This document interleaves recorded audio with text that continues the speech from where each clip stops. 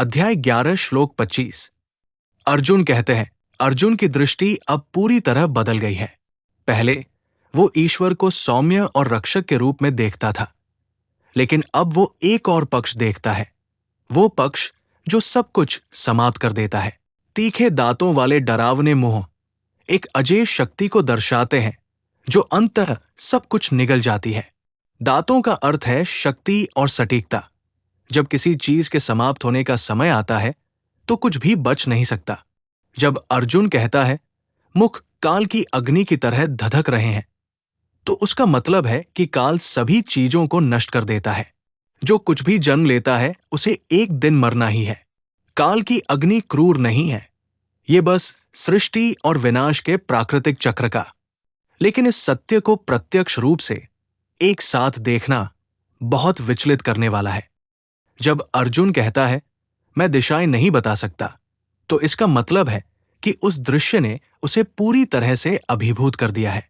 उत्तर, दक्षिण, आरंभ, अंत, सुरक्षा, खतरा जैसे सामान्य संदर्भ बिंदु अब मायने नहीं रखते। सब कुछ एक अनंत उपस्थिति में विलीन हो जाता है। ये इस बात को भी दर्शाता है कि वो अंदर से कैसा महसूस करता है। नियंत्रण की सामान्य भावना के बिना उसका अहंकार इस विशाल वास्तविकता के सामने छोटा और उजागर महसूस करता है।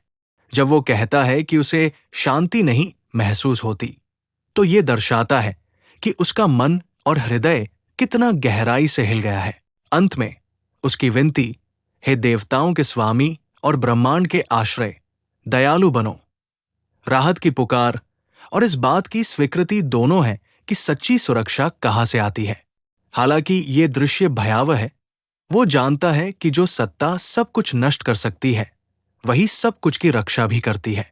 जीवन का सबक, जब हम सचमुच ये समझ जाते हैं कि जो शक्ति चीजों को खत्म करती है, वही आत्मा के स्तर पर हमेशा हमारी रक्षा भी करती है, तो डर अपनी पकड़ खोने लगता है। ईश्वर के प्रति समर्पण जीवन की चुनौतियों को दूर नहीं करता, बल्कि उनके साथ हमारे रिश्ते को बदल देता है।